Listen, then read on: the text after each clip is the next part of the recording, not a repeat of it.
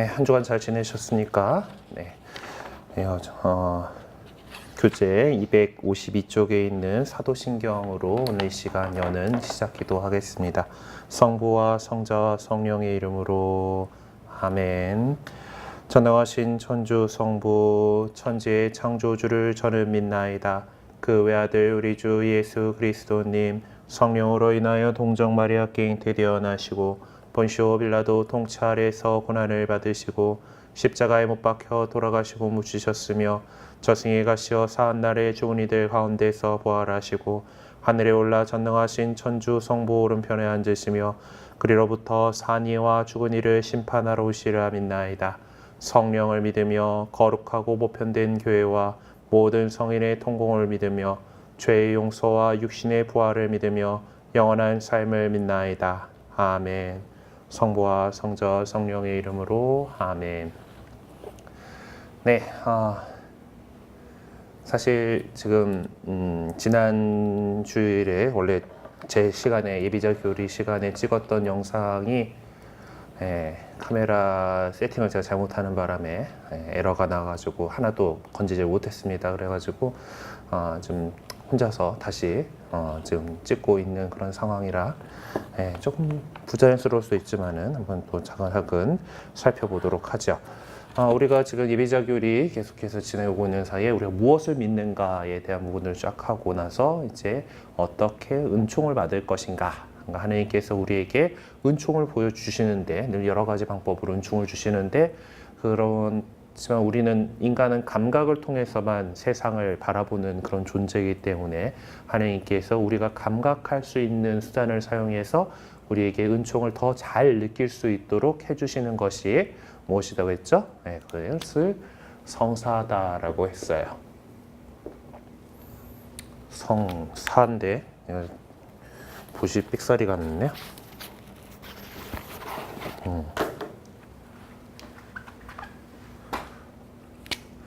성사라고 했습니다. 성사.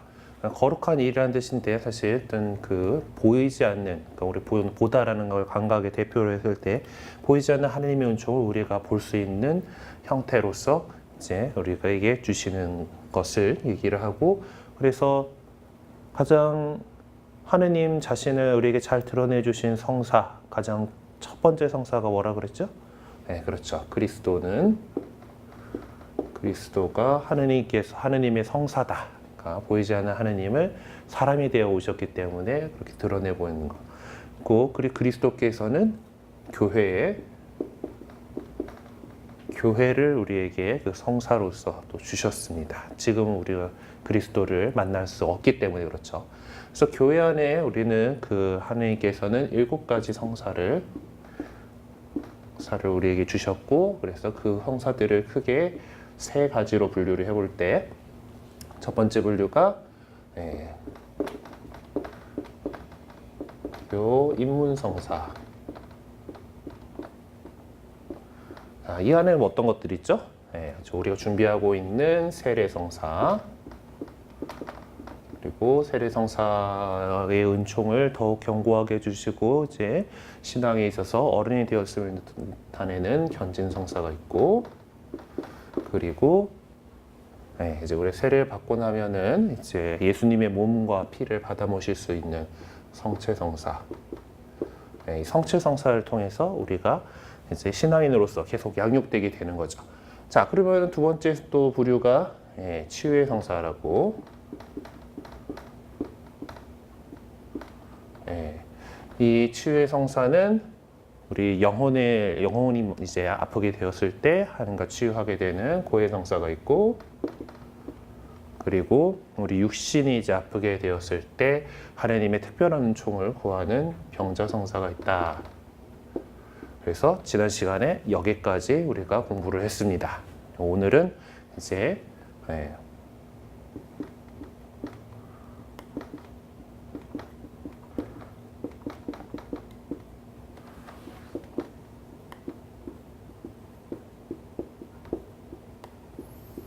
공동체의 친교에 봉사하는 성사가 있어요.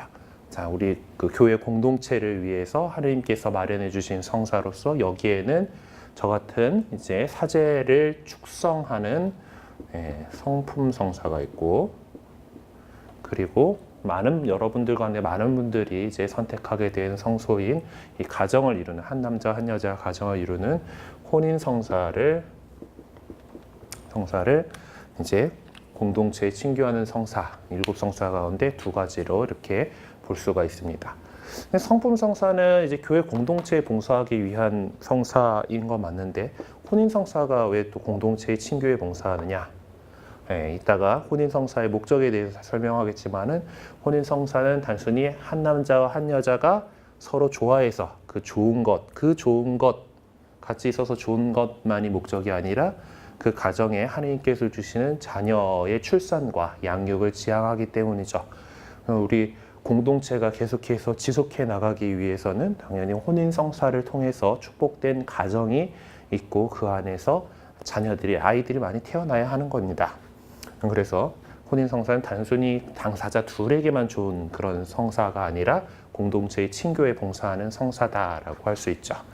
자, 그러면은 우리 본격적으로 교재의 내용을 들어가 보도록 합시다. 네.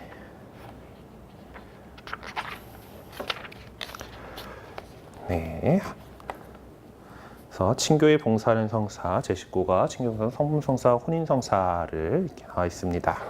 그래서 학습 목표 보시면은 성품성사는 하느님과 세상에 봉사하도록 선발하여 축성하는 성사임을 이해한다. 축성과 축복에 대해서 아마 전에 말씀드렸을 텐데, 축성은 이제 하느님만을 위해서 따로 떼어놓는다라는 개념이 있다 그랬죠. 그래서 여러분 모두도 그리스도교 그 세상 모든 사람들을 대상으로 할 때 그리스도인으로서 따로 떼어놓은 성별한 사람들입니다. 그래서 여러분들이 세례 성사를 받을 때 그 성사를 드러내는 예식으로서 이마에 인호를 새기는 축성 성류로 도유되게 됩니다. 마찬가지로 그런 그리스도인들이라는 그 공동체 안에서 이제 사제애들을, 성직자들을 또 특별히 하나님께서 선택해서 축성을 하시게 되죠. 성품성사 역시 인호가 새겨지는 성사입니다. 인호가 새겨지는 성사들은 세례성사, 견진성사, 그리고 성품성사 이렇게 3가지가 있어요. 그러니까 이 성사들은 일생에 단 한 번만 성사를 받을 수가 있습니다. 세례 여러 번 받을 수 없고요. 견진성사도 한 번 받았으면 끝이에요. 한 번 받으실 수 있습니다. 하지만 성제성사, 고해성사, 병자성사, 혼인성사 이런 것들은 여러 번 받을 수가 있어요. 혼인성사는 여러 번 받을 수 있을까?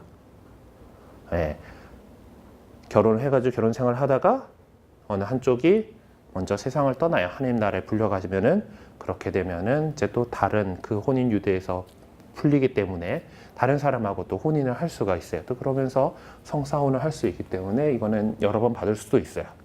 하지만은 성품성사나 견진성사 이 3가지 성사는 인호가 새겨지는 성사, 특히 축성성류가 사용되는 이 성사는 일생에 단 한 번만 받을 수가 있습니다. 자, 그리고 혼인성사는 부부 스스로 이루는 성사로서 혼인 생활을 통하여 하나님 사랑을 드러내고 구원 사업에 봉사하는 성사임을 이해한다. 다른 성사들이 이제 집전자가 보통 신부나 이렇게 뭐 부재 등 같은 성직자가 이제 공식적인 집전자가 되는데, 혼인 성사만큼은 이제 혼인 당사자 부부 둘이 이 성사의 집전자가 됩니다. 스스로 이루는 성사다라는 표현은 그런 거고요. 그리고 하나님의 사랑을 드러내고 구원 사업에 봉사한다. 이렇게 씁니다. 그리고 혼인 성사의 불가해소성과 단일성을 깨닫는다. 우리 가톨릭에서 혼인에 대해서 참 깐깐하게 이렇게 하는 것들이 분명히 있습니다. 그것들에 대한 내용들을 이따가 한번 같이 말씀드리도록 하겠습니다. 우리 인생살이에는 많은 길이 앞에 놓여 있게 되죠. 그 가운데에는 이제 그 대사라고 큰 일이 있습니다. 큰 일 앞에서는 참 우리 고민 많이 해가지고 결정을 내리게 되죠. 이 삶의 중요한 전환점이 되기 때문입니다. 그래서 그리스도인의 삶에는 하나님께서 마련하신 성직자, 수도자, 평신도 같은 그런 길들이 있습니다. 그리스도인들이 살아가는 과정에서. 그러면은 요거 좀 얘기를 해보죠.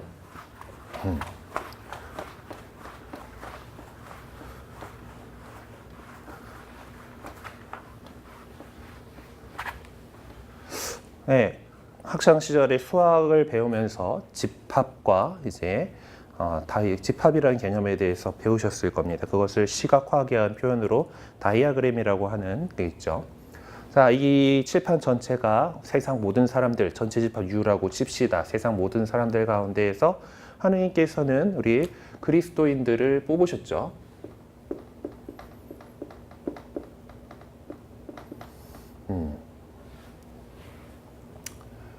사실상 이 비율은 뭐 그렇게 중요하지 않아요. 네. 이 그리스도인, 세례성사를 통해서 사람들을 교회 안으로 이렇게 이끌어 들이시고 그리스도를 믿는 사람으로서 그리스도인으로서 세상에서 이만큼을 뽑으셨어요. 자, 그리스도인들 가운데에서는 우리는 이제 그 가운데에서도 성직자라는 사람들을 뽑습니다. 성직자라는 사람을 뽑는데 저 같은 사람들이죠. 이제 안타깝게도 우리 가톨릭 교회는 남자만 성직자가 될 수 있어요. 남자만. 예.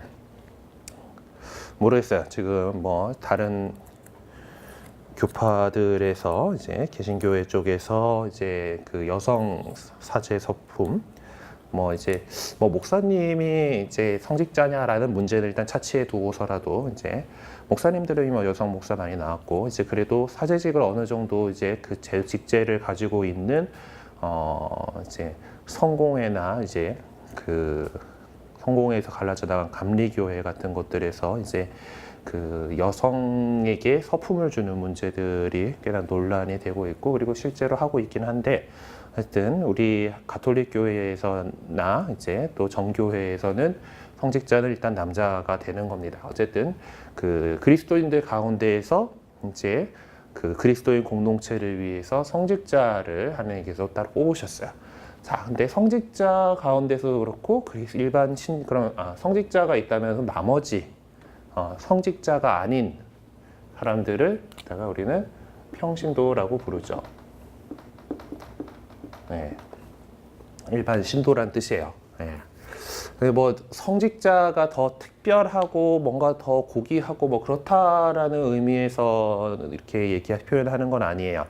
우리가 이제 그리스도인으로서 예수 그리스도께서 주신 사제직을 여러 직무를 수행해 나가는 것 안에서 각각의 또 다른 길로서 하나님께서 우리를 불러주신 거고 또 그리고 분명하게 본질에서 다르긴 하지만은 어떤 정도의 차이, 옛날의 신학에서는 정도나 어떤 그런 것들에 대해서 얘기를 했는데 요즘 그것도 논란이 되는 부분이긴 한 것 같습니다. 어쨌든 가톨릭 교회 교리서 안에는 이제 이 두 평신도들이 해나가는 보편 사제직과 성직자들이 수행하는 직무 사제직이 같은 그리스도의 사제직에서 출발해서 어떤 본질에서 다르다라고 이렇게 이야기를 하고 있어요.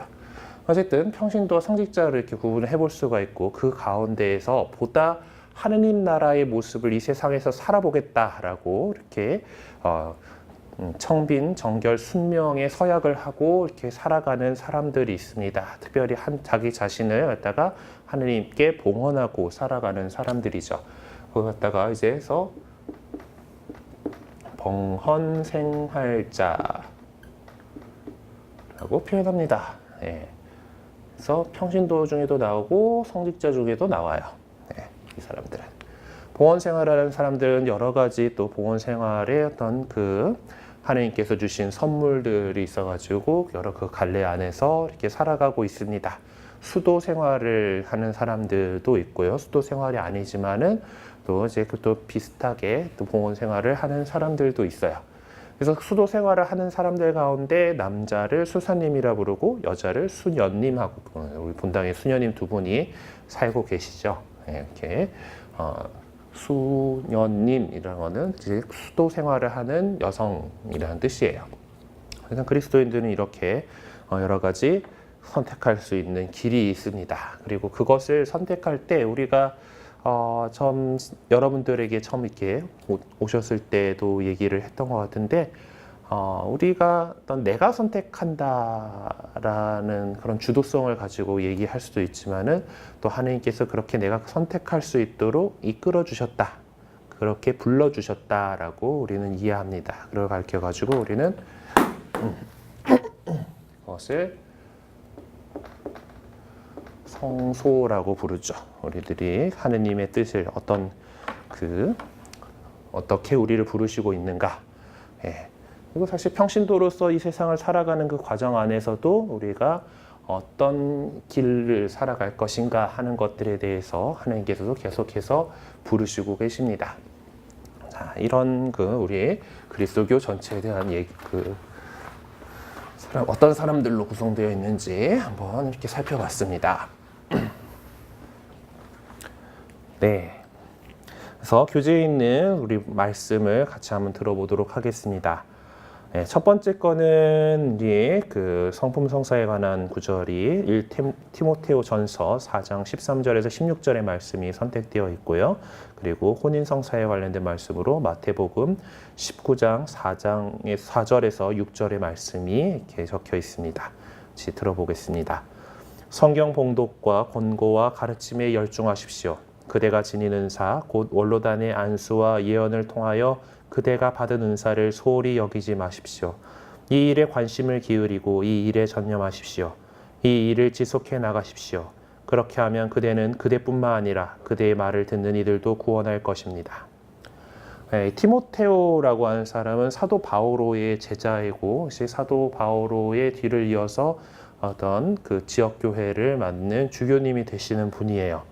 그래서 그 바오로 사도께서 자기 이제 후계자인 티모테오에게 어떻게 교회의 지도자로서 어떻게 살아야 할 것인가에 대해서 편지를 쓰신 것이 이 티모테오서라고 하는 서간의 내용입니다. 그래서 여기에는 이제 성직자들을 위한 이런 내용들이 많이 나와 있어요. 그리고 이 원로단의 안수와 예언을 통해서 받은 은사라고 표현을 하고 있죠. 그래서 이 사도들로부터 이어오는 교회의 모습을 계속해서 이 성직자들이 이렇게 이어오고 있는 것입니다. 네, 그리고 그걸 통해서 우리 교회 전체적으로 이렇게 해나가고 있죠. 어떤 그 교회 안에 어떤 구조를 이렇게 만들어 오고 있어요. 자, 그리고 복음 말씀 한번 들어보죠. 예수님께서 이렇게 대답하셨다. 너희는 읽어보지 않았느냐? 창조주께서 처음부터 그들을 남자와 여자로 만드시고 나서 그러므로 남자는 아버지와 어머니를 떠나 아내와 결합하여 둘이 한 몸이 될 것이다 하고 이르셨다. 따라서 그들은 이제 둘이 아니라 한 몸이다. 그러므로 하느님께서 맺어주신 것을 사람이 갈라놓아서는 안 된다. 네. 이혼하고 이런 것들에 대해서 이제 바리사이 사람들이 이렇게 막 물어보자 예수님께서 대답하신 내용이에요. 창세기에 하느님께서 사람을 남자와 여자로 만드시고 그리고 둘이 한 몸이 된다 할 것이다 라는 그런 말씀이 있는데 그 말씀을 바탕으로 하느님께서 맺어주신 것을 사람이 갈라놓아서는 안 된다라고 말씀하시고 있죠. 우리 가톨릭 교회는 예수님의 이 말씀을 바탕으로 하느님께서 우리 가정이 부부의 인연이 이것이 끊어질 수 없다라는 불가해소성을 이야기하고 있습니다. 자, 그러면 이 성사들에 대해서 한번 차근차근 살펴봅시다. 성품 성사와 혼인 성사는 다른 사람의 구원을 위해서 봉사하는 성사입니다. 그러니까 이 성사를 받은 사람들은 그 고유한 사명으로 하느님 백성에 봉사하게 되죠. 성품 성사를 받은 사람들은 그리스도의 이름으로 하느님 백성의 목자로 축성되는 것이고요. 혼인 성사를 통해서 신자들의 혼인이 경고케 되고 또 신자 부부는 또 그 자신의 혼인 생활을 통해서 자신과 다른 사람의 구원에 봉사하게 됩니다. 먼저 이제 성품 성사에 대해서 좀 살펴보도록 할게요. 자, 성품 성사는 하느님과 세상을 위해서 봉사하도록 특별히 선발된 사람들을 서품하고 품을 주는 거예요. 그래서 사제품이다 이렇게 얘기를 하죠. 그리고 그들에게 직무를 수여하는 예식입니다. 네, 그래서 세례 성사를 받은 모든 신자들은 이제 그리스도의 사제직에 참여하는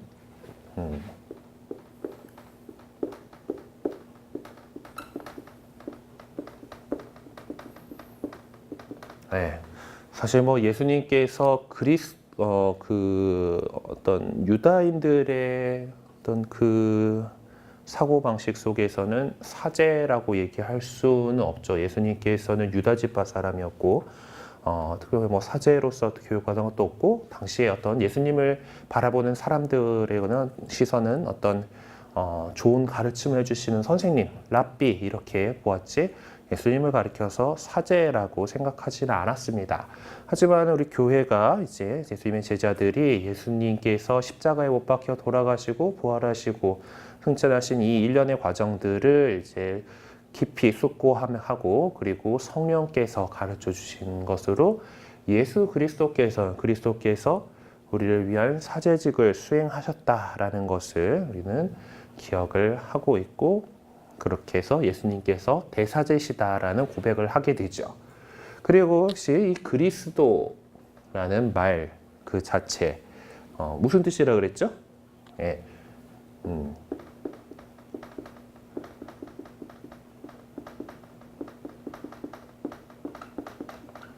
기름 부음 받으니라는 뜻인데, 이제 그래서 그리스도의 사제직이 갖고 있는 것은 기름 부음 받은 이의 사제 그 직무들을 떠올리게 합니다. 그래서 고대 이제 그 유다교 사회 안에서 이렇게 기름 부음을 받는 사람들은 예언자들이 있었고, 사제들이 있었고, 임금이 있었어요.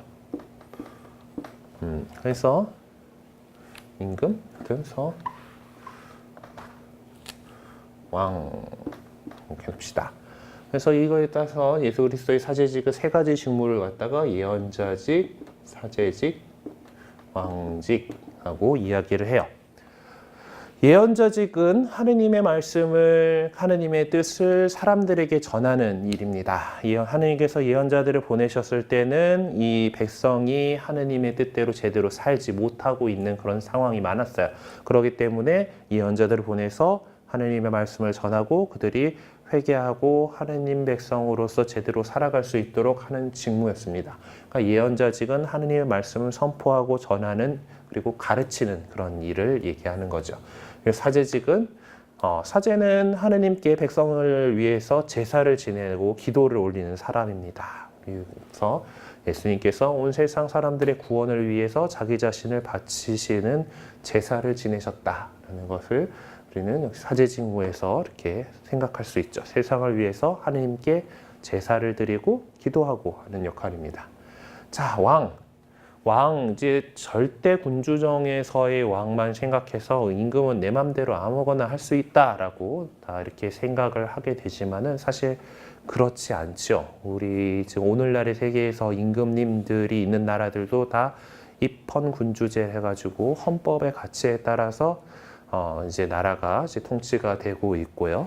그리고 뭐 절대 군주정이었던 시절이 그렇게 많지 않고, 그 전에 이런 왕의 역할들을 한다 하더라도 내 마음대로 어떤 나라를 좌지우지하지는 못했습니다. 그리고 기본적으로 왕이라면 자기 백성들을 지켜줘야 되는 그런 사람이었죠. 외적의 침입으로부터 또 군대를 조직하고 이렇게 해서 백성들이 안심하고 살 수 있게 해줘야 되고, 그리고 또 무역이라든가 이런 경제의 활동들을 통해 가지고 백성들이 굶지 않고 잘 살게 해줘야 되는 그런 사람이에요.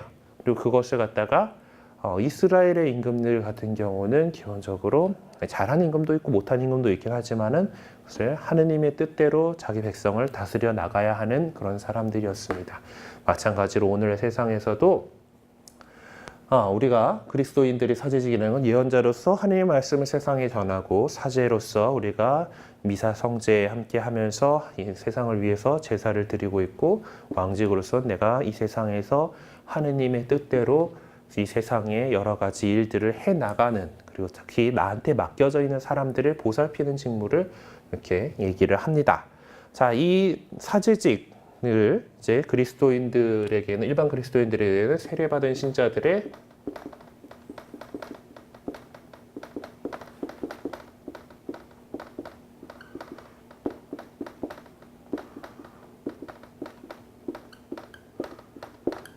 세례받은 신자들의 보편사제직이라고 얘기해요.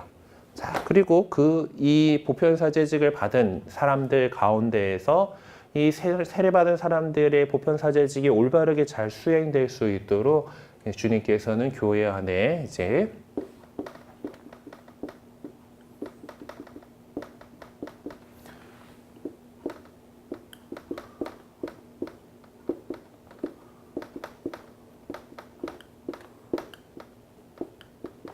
네, 서품받은 성직자의 직무사제직이라는 것을 설정하셨어요. 그래서 그 직무사제직이 이렇게 이어지는 것은 바로 그게 성품성사로서 이렇게 진행이 되는 겁니다. 그래서 이 직무로서 사제직을 수행하는 사람들을 이제 성직자라고 하게 되고요. 그리고 이 성직자에게 사제품, 이 품을 이런 직무에 대한 품을 주는 것을 이제 성품성사라고 합니다. 그래서 이 성품성사는 주교님의 안수와 또 축성기도로 거행되죠. 그래서 이 안수로서 그 직무를 받은 사람들에게 필요한 은총을 이렇게 내려줍니다. 그리고 사제에게 인호가 새겨지게 되는데요. 이제 이거는 품마다 좀 달라요. 저 같은 경우는 이제 부제품과 사제품을 받은 거잖아요. 부제품에는 특별히 어떤 축성 성류를 활용하는 인호가 새겨지지는 않고요. 사제품에서는 거의 새겨지는데, 사제들은 이 손으로 성체 성사를 이루고 다른 성사들을 이루어야 하기 때문에 손에다가 축성을 합니다. 제 손에다가 축성 성류를 이렇게 바르게 되고요. 주교품에 대해서는 주교님들에 대해서는 이제 교회의 머리로서 이제 지역 교회를 이끌어 나가셔야 되는 그런 직무를 맡게 되는 거기 때문에 머리에 기름을 이제 도유를 하게 되죠. 이건 인호가 새겨지는 성사기 때문에 일생에 한 번만 받을 수가 있습니다. 그래서 이 보편사제직의 그 세 가지 품에는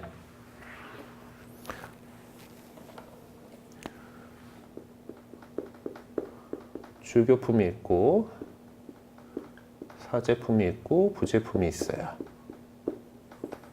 사제품인데 사실 이 셋 다 이제 셋 다라고 주교와 사제는 이제 사제라고 또 이제 미사 성제를 거행할 수 있기 때문에 사제라고 표현하기 때문에 법적인 용어로서는 이 사제품을 갖다가 탁덕품이라고 합니다. 네, 그래서 그렇게 되고요. 주교님이 일단 기장 사도들의 후계자들로서 이제 이 교회의 어떤 일치와 이 구조를 담보하는 역할을 하세요. 그리고 그 주교님들의 협조자로서 사제와 부제가 있지요. 부제는 기본적으로 이제 주교님의 봉사 협조자로서 봉사자라는 이름의 이제 성경에 등장을 하게 되는데요. 원래 좀 독립돼 있는 품계였습니다만은 세월이 흐르면서 이제 사제가 되어 가기 위한 과정 안에서 거쳐가는 정도의 걸로밖에 인식되어 있지 않았던 적이 있습니다. 우리나라는 여전히 그렇고요. 신부님이 되기 위한 그 과정 가운데서 1년간 거쳐가는 그런 과정이에요, 지금은. 하지만은 이제 우리나라 달리 좀 신부님이 부족하고 이제 또 돌봐야 될 교우들이 많은 미국 교회나 유럽 교회 같은 곳에서는 이제 부제품에 이미 결혼을 하셨지만은 이미 또 교회 안에서 평판도 괜찮고 이제 또 훌륭한 남성분들을 이제 신학 공부를 시키고 이렇게 해서 부제품에 서품해서 또 역할들을 할 수 있게 하고는 있습니다. 우리나라에서는 이제 그렇게 종신 부제직을 수행하시는 분들은 없어요. 다 이제 사제품에 올라가기 위한 그 과정이고요. 그래서 사도로부터 이제 주교님들이 쭉 이렇게 이어오고 있고, 그 주교님이 자신을 도와줄 사제들을 그리고 부제들을 이렇게 서품하는 축성을 하시게 됩니다. 그래서 이렇게 해서 사도로부터 이어오는 교회를 이렇게 우리 교회가 계속해서 이어져 나갈 수 있도록 이렇게 하고 있죠. 자, 주교님들 가운데에서 가장 주교단의 으뜸이 되시는 분, 제일 이제 되시는 분이 교황님이죠. 네, 교황님도 주교예요. 로마의 주교고 주교단의 이제 으뜸이라는 거에서 특별한 이제 이제 칭호와 여러 가지 어떤 옷이나 이런 것들이 있는 거지. 다 그냥 주교님들 가운데 한 분입니다. 그리고 주교님들 가운데서 우리 서울대교구 같은 경우는 염수정 안드레아 추기경님이 계시죠. 네, 추기경님들은 주교님들 가운데에서 특별한 권한이 더 있는 분들인데, 이제 제일 중요한 권한은 교황님을 뽑을 수 있는 교황 선출권과 자신이 교황이 뽑을 수 있는 선출권을 갖고 계신 것이 추기경님들이에요. 그리고 보통 교황님을 뽑을 수 있는, 교황이 될 수 있는 자격은 이제 뭐 사실은 뭐 열려 있기는 하지만은 보통은 추기경님들 가운데에서 뽑기 때문에 이제 그 추기경님이면은 교황이 될 가능성이 좀 있는 거죠. 자, 그리고 주교님들도 보면은 자신이 관할하고 있는 그 구역에 따라서 이제 좀 여러 가지 게 있어요. 우리는 서울 대교구잖아요. 서울 대교구, 그러니까 일단 대교구는 여러 그 근처 교구들의 관구라고 불리는 이제 교구들의 어떤 그 교구들끼리 모여서 있는 그런 행정구역이 있는데 거기 관구장 주교님을 대주교라고 부르고, 그러니까 대교구의 교구장이 일단 대주교님이고, 그리고 혹시 뭐 교황님이 특전으로 더 뽑으시면 추기경님이 되시기도 하는 거예요. 자, 그리고 일반 교구장 주교님이 있을 거고, 그 우리 보면은 이제 저희 주교 안드레아와 보좌 주교들과 하면서 미사 때 기도하는 거 들으셨을 거예요. 네. 그러니까 주교님 혼자서 관할하기엔 큰 교구면은 이제 그 주교님을 도우라고 보좌 주교들을 더 서품을 해주기도 합니다. 그리고 그 보좌 주교들 가운데에서 그 다음 혹시 교구장이 공석이 되면은 자동적으로 교구장 승계 권한이 있는 주교님을 부주교라고 불러요. 네, 뭐 이런저런 뭐 것들이 있어요. 네. 이 정도로 이렇게 보시면 되고, 중에 다 주교님인데 이런 여러 가지 그 하시는 일에 따라서 이렇게 달라집니다. 사제들 가운데에서는 이제 좀 교황청에서 인정하고 이제 이분 또 학식도 덕망도 있고 이제 연세도 좀 지긋하시고 하는 분들에게 명예로 주어지는 칭호가 몬시뇰이라는 게 있어요. 그리고 본당을 맡게 되면은 주임 신부고, 그리고 이제 뭐 요 밑에 그것들은 좀 이제 따로긴 한데, 뭐 우리 서울대교구 같은 경우는 이제 지구자 본당들에 한해서 지구자 본당의 주임 신부님이 지구장 역할을 해야 되니까 그 밑에 부주임이라는 제도가 있어요. 주교님들이 부주교면은 뭐 그 자동 승계권이 있지만은 부주임 신부는 특별히 뭐 어떤 주임 신부에 대한 자동 승계권은 없습니다. 주교님들이 다 이제 인사를 하기 때문에 그래요. 그리고 또 주임 신부님을 도와서 있는 신부로 이제 저같이 이제 보좌 신부들이 있죠. 이런저런 있습니다. 일단 그 세 가지 주교, 사제, 부제라는 품으로 이루어져 있고, 이 교계제도 안에 들어가게 되는 것이 이제 성품 성사입니다. 자, 그래서 성품 성사에 대해서 이 정도 이렇게 알아보게 됐고요. 우리가 더 관심 있게 봐야 될 것은 사실 혼인에 대한 부분들이에요. 예, 우리 그 교리반에 있는 친구들 지금 우리 중학생 친구들이 혹시 뭐 성품 성사까지 신부님이 되려는 마음이 생길지도 모르겠지만은, 일단은 대부분 일반적인 사람들은 모두 이제 혼인하고 가정을 꾸리는 것이 꿈일 거예요. 저 역시도 대학생 때까지만 해도 여우 같은 마누라와 토끼 같은 자식들 데리고 잘 먹고 잘 사는 게 꿈이었던 그런 평범한 남자였습니다. 어쩌다 보니까 지금 이렇게 여러분들 앞에 신부로 이렇게 서 있긴 한데요. 어쨌든 우리가 좀 중요하게 봐야 될 것은 혼인 성사겠죠. 자, 교재 164쪽에서부터 다시 봅시다. 혼인에 대한 가르침을 일단 성경에서 찾아볼 수가 있습니다. 창세기에서도 창조설화 안에 하느님께서 남자와 여자로 사람을 만드셨다. 그리고 그들이 짝을 이뤄서 한 몸을 이루고, 그리고 자녀를 낳아 번성하라고 번성을 땅을 차지하라고 복을 내려주셨죠. 그래서 그것을 이제 가장 처음 이제 하느님께서 우리 인간에게 주신 제도라고 이렇게 봅니다.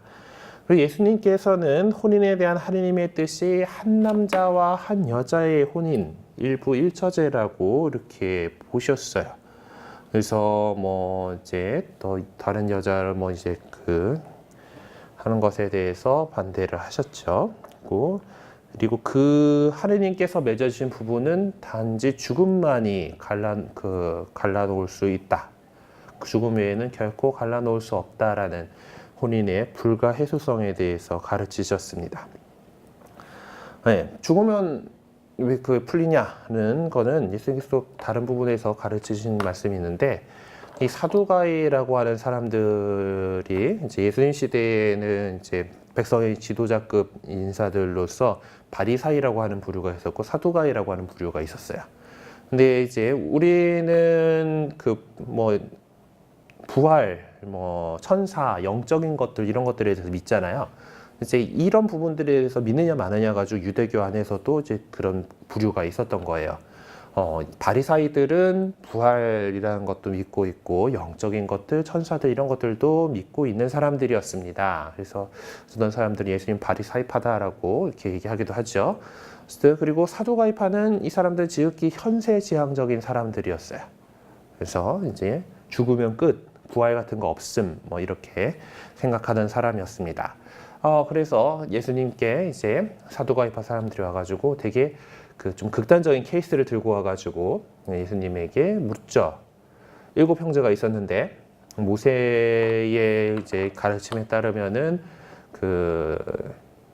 형님이 형님 부부가 이렇게 있다가 형수가 이제 자손을 낳지 못하고 후사를 보지 못한 채로 이제 형님이 죽으면은 형수를 그 동생이 아내로 들여서 형님이 후사를 보게 해줘야 된다라는 그런 게 있나 봐요.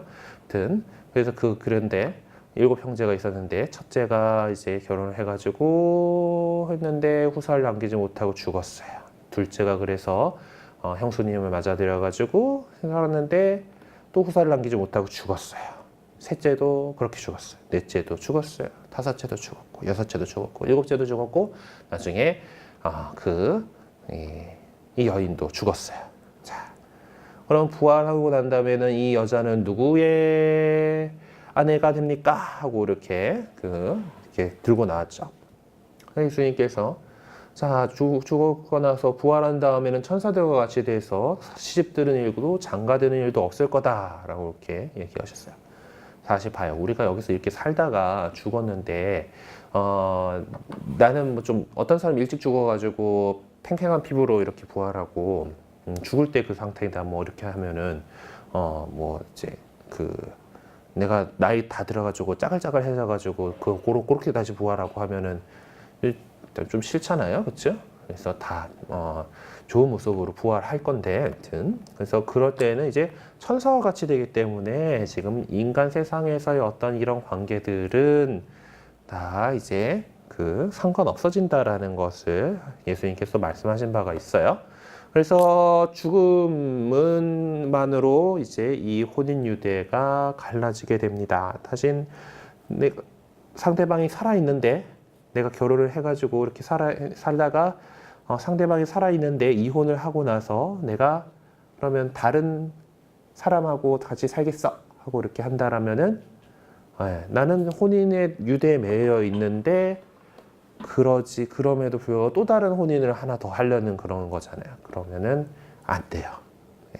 그래서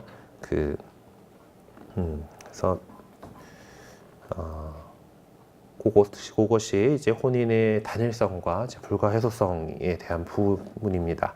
그리고 바오로 사도께서는 그리스도께서 교회를 사랑하셔 당신을 희생하셨듯이 부부는 자기 희생을 바탕으로 서로 사랑하고 가정에 충실해야 한다라고 강조하시고 있죠. 그래서 세례 성사를 받은 한 남자와 한 여자가 이루는 혼인은 성사가 됩니다. 그래서 지금 우리가 여러 가지 결혼할 때 여러 가지 케이스들이 있겠죠. 제일 좋은 거는 신자하고 하고 결혼하면은 좋아요. 이거는 혼인 성사를 하게 되지요. 그리고 신자인 사람하고 비신자하고 혼인을 하게 되는 경우도 있죠. 사실 신자는 신자끼리 결혼하라고 하지만은 우리나라에서 신자 비율이 가톨릭 신자 비율이 한 10% 고원절인데 그러면 그 안에서 내 짝을 찾아라 라고 한다라면은 많이 어렵겠죠. 그렇기 때문에 사실 다른 사람하고 이렇게 사귀어가지고 결혼을 하게 되면은 그럴 때 어떻게 할 방법이 있긴 있습니다.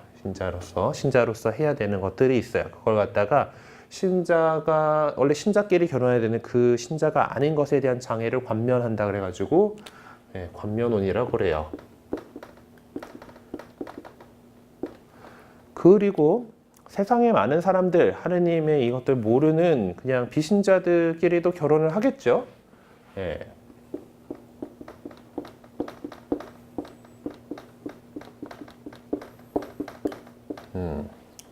자, 신자는 일단 교회에서 정한 혼인에 관련된 법규를 지켜야 될 의무가 있습니다. 그래서 어느 한쪽이라도 신자라면은 성당에서 결혼을 해야 돼요.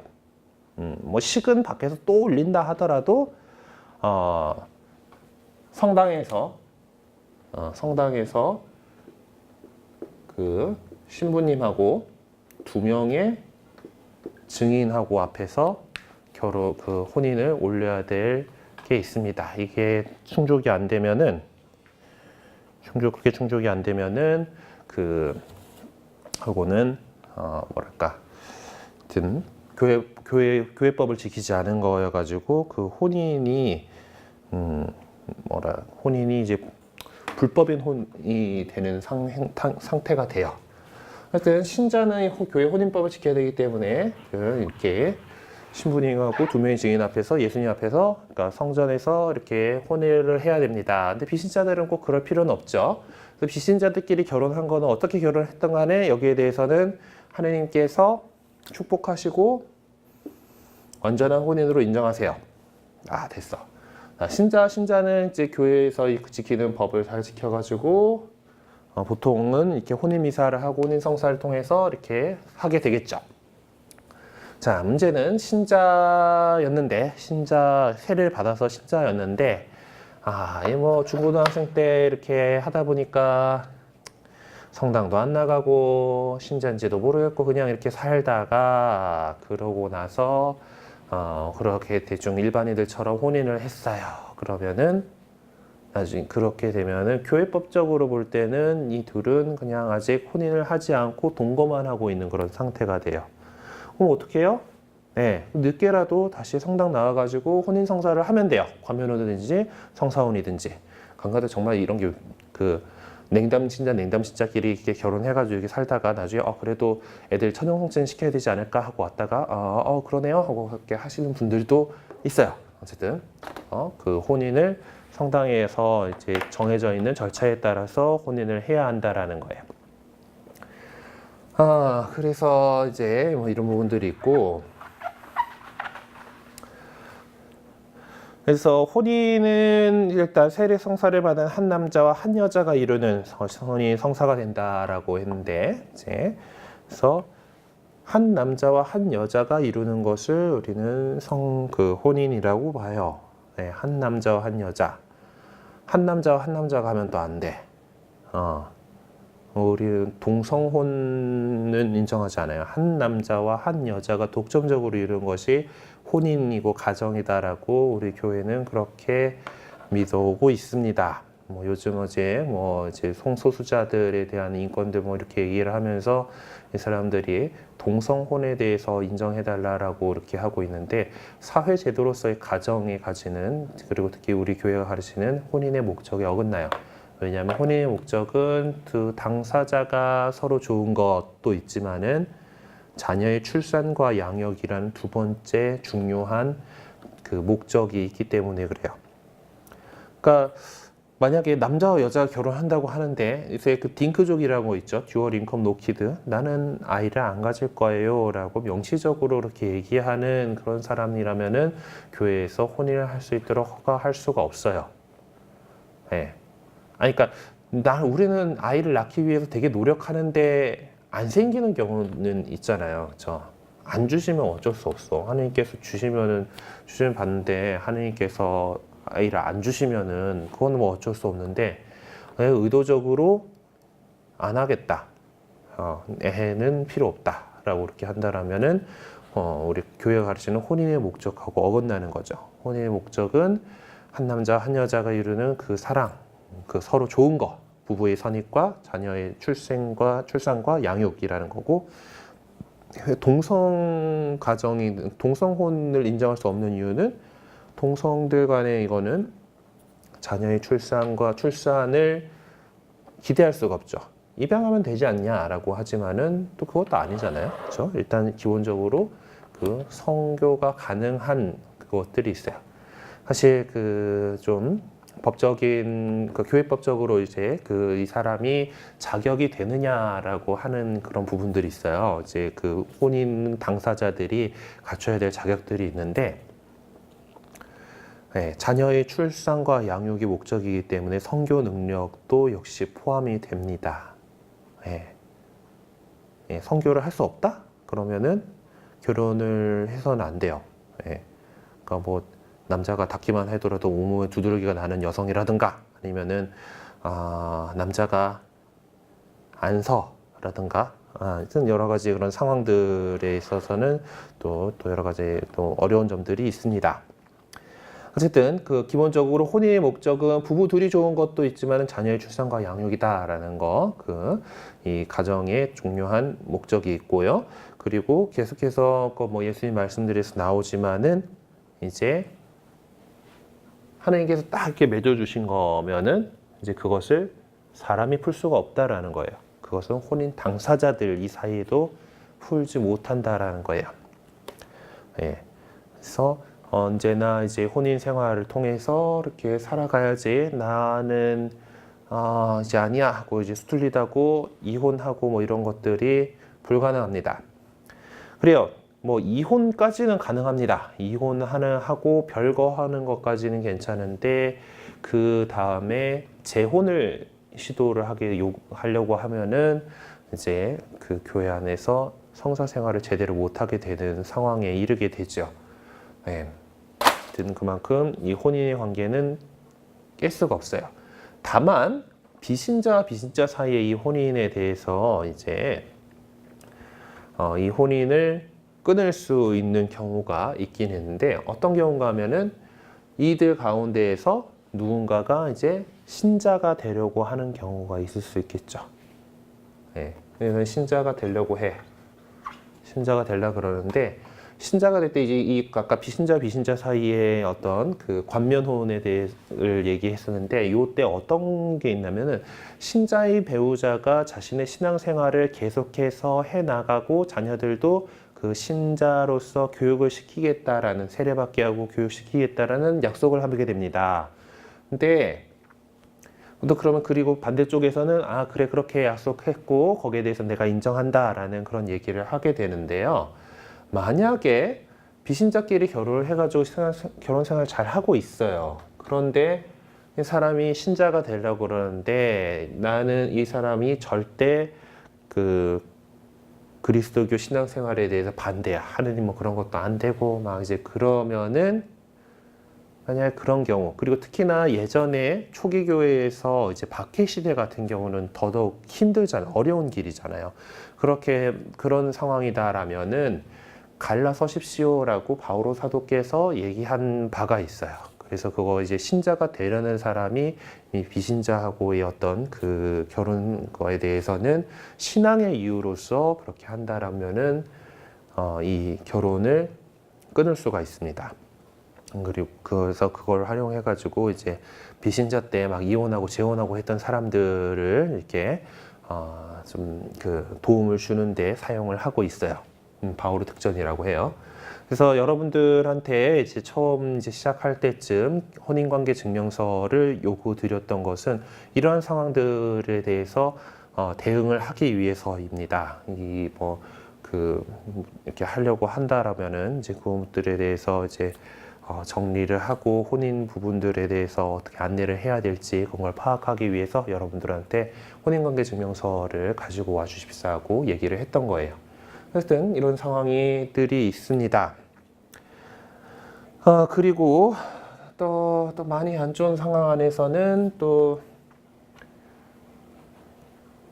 이 혼인 그거에 대해서 정말 어떤 목적이나 이런 것들에 대해서 제대로 이해하지 않고 그냥 속이고서 혼인 성사를 했다라는 것들을 통해서 이제 혼인 무효화 소송을 제기할 수도 있어요. 그런 일이 있어서는 안 되겠죠. 뭐 그거에 대해서는 또 나중에 혹시 그런 상황이 닥치게 되면은 저를 찾아오면 되는 겁니다. 본당 신부님한테 찾아오시면은 또 거기에 대해서 이제 상담을 하고 안내를 해드릴 수가 있어요. 자, 그리고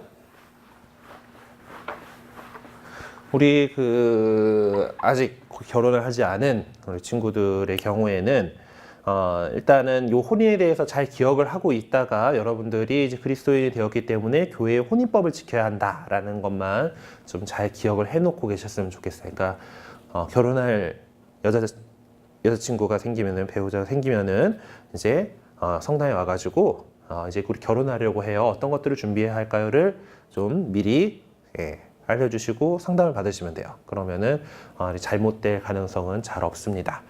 그리고 뭐 아까도 여러 가지 몇 가지 경우들이 있는데 좀 안가들 같은 게 이제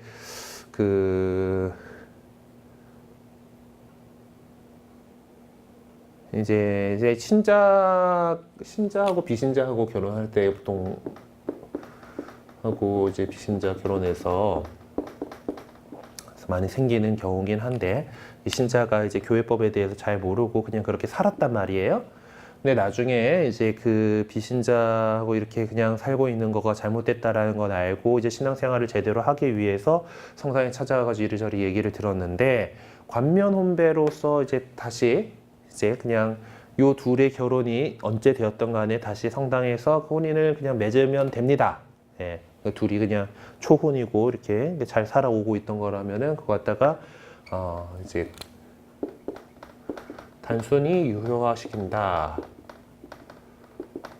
라고 얘기를 하고요.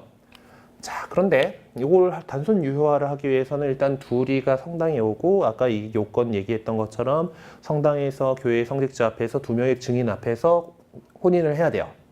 혼인 예식을 해야 되는데, 이거를 혹시 이 비신자가 나는 죽어도 성당에 나갈 수 없어, 절대 나는 성당에 가지 않을 거야, 네가 신앙생활 하는 거는 뭐라 안 하는데 나는 절대 나가지 않을 거야 라고 하는 경우가 있을 수 있어요.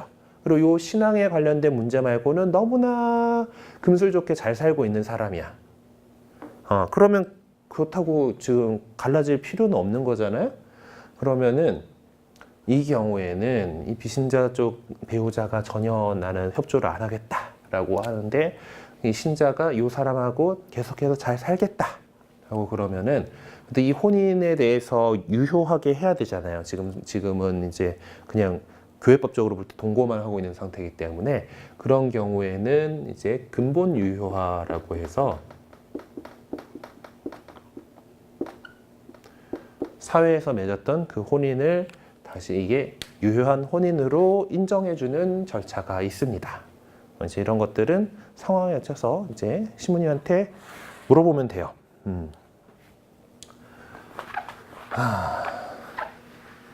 네. 여러 가지 이런 케이스들이 이렇게 있긴 있는데, 그래서 혼인 문제가 우리 가톨릭 교회가 이 가정과 생명에 대해서는 양보하지 않는 그런 부분이기 때문에 그만큼 좀 까다로운 부분들도 있고, 또 저희 지금 오늘날의 세태에서 되게 뭐 골치 아픈 그런 부분들도 제법 있습니다. 네. 그래서 이제 교재로 좀 다시 돌아가서 혼인의 단일성과 불가해소성에 대해서 이제 얘기를 하고 있죠. 그래서 단일성이라는 거는 한 남자와 한 여자의 그 혼인이라는 거고, 그리고 불가해소성이라는 거는 예수님께서 가르치신 대로 이 혼인이 맺어진 혼인은 하나님께서 맺으신 것이기 때문에 사람이 풀 수 없다. 그리고 그 사람 안에는 혼인 당사자도 안 된다라는 거예요. 그래서 교회는 이혼이라는 개념이 을 허락하지 않습니다. 예. 그리고 이제 부부의 사랑은 그리스도와 교회의 단일할 사랑에 참여하는 것이에요. 신랑이신 예수 그리스도께서 당신의 몸을 바치셔서 신부인 교회를 사랑하시고, 교회는 자신의 신랑인 그리스도를 끝까지 사랑하고 증언합니다. 그래서 그리스도와 이제 교회의 관계를 이렇게 신랑 신부의 혼인 관계로서 이렇게 얘기를 합니다. 그리고 부부가 갈라질 수 없듯이 신랑 신부인 신부와 신부인 교회는 신랑인 그리스도와 절대 갈라질 수가 없죠. 그리고 신랑 신부는 역시 그리스도께서 교회를 사랑하시는 것처럼 교회가 그리스도를 사랑하는 것처럼 그 사랑을 본받아서 서로 사랑하고 자녀를 낳아 기름으로써 이 혼인의 서약을 완성해 나가게 됩니다. 네, 그래서 혼인에 관한 교회의 규정들을 아까 좀 이렇게 다 이렇게 설명을 이렇게 드렸던 거죠. 그래서 교회법에 관련된 부분들이 있으니까 우리 그 젊은 친구들은 이제 나중에 혼인하게 될 때 혼인에 관련된 교회법을 지켜야 하기 때문에 이제 결혼해야겠다 싶은 사람이 있으면은 성당에 와가지고 사무실이나 또 뭐 신부님한테 여쭤보세요. 물어보면 돼. 그러면은 자세히 가르쳐 줄 거고요. 그리고 혼인을 하기 전에 이런 관련된 혼인에 관한 교리라든가 그리고 우리들이 뭐 생명에 대해서 어떻게 해야 될 것인지 이런 것들에 대한 그 내용들을 가르쳐주는 혼인 강좌라는 것이 있습니다. 그래서 그 혼인 강좌를 안내를 해드릴 거예요. 그러면은 결혼할 사람들끼리 이렇게 가가지고 듣고 이제 그 어떤 이 혼인에 관련된 교리들을 다시 한번 더 제대로 배우고 그리고 혼인을 잘 준비할 수 있도록 그리고 가정생활을 잘 해나갈 수 있도록 이렇게 해줍니다. 네, 그래요. 그래서 우리가 하느님과 세상에 봉사할 수 있도록 이 교회 공동체를 위해서 일하는 공동체의 친교를 위해 봉사하는 이 두 가지 성사에 대해서 살펴봤습니다. 이제 저 같은 성직자들을 축성해서 공동체를 위해서 일하게 하는 성품 성사가 있고 그리고 이 공동체가 지속적으로 이제 이어져 나갈 수 있도록 가정을 이루고 자녀를 낳아 기르기 위한 혼인 성사에 대해서 이렇게 살펴봤죠. 이 모든 것은 그리스도께서 하시는 교회와 그리스도가 갖고 있는 일치와 사랑을 드러내고 그에 참여하는 성사들입니다. 그래서 우리 자신들이나 자녀들이 혼인이 어떤 성사가 될 수 있도록 최선의 노력을 또 다 해야 되고요. 그리고 그리스도의 사명을 수행하는 성직자들에게 존경심을 표하며 직무 수행을 성신과 협력합시다라고 적혀 있네요. 존경받을 수 있는 그런 성직자가 될 수 있도록 열심히 노력하고 있고 여러분들의 기도 역시 많이 필요한 부분입니다. 그리고 또한 우리가 이 세상을 살아가는 가운데에서 어떤 것이 하나님께서 나에게 바라시는 것인가 하나님께서 우리에게 부르시는 그 거룩한 부르심, 성소에 대해서 언제나 귀 기울이는 여러분들이 되셨으면 좋겠습니다. 네, 알아둡시다 쪽에 보면은 이제 혼인 아까 제가 설명드렸던 내용들이 이렇게 정리되어 있는데요. 네, 신자가 되기 전에 한 혼인이 어떻게 인정이 되는지 그리고 혼인 준비를 하기 위해서 어떤 것들이 있는지 그리고 혹시나 신부가 되고 싶다라고 한다면 어떤 게 필요한지 이런 것들이 나와 있으니까 한번 확인해 보셨으면 좋겠습니다. 그래요. 오늘 이 시간이 함께 공부하시느라 수고 많으셨고요. 우리가 늘 예수님의 사랑으로 좋은 공동체를 이루어 나갈 수 있기를 이렇게 바라봅시다. 네, 영광송으로 마치겠습니다. 성부와 성자와 성령의 이름으로 아멘. 영광이 성부와 성자와 성령께 처음과 같이 이제와 항상 영원히 아멘. 성부와 성자와 성령의 이름으로 아멘. 네, 수고하셨습니다.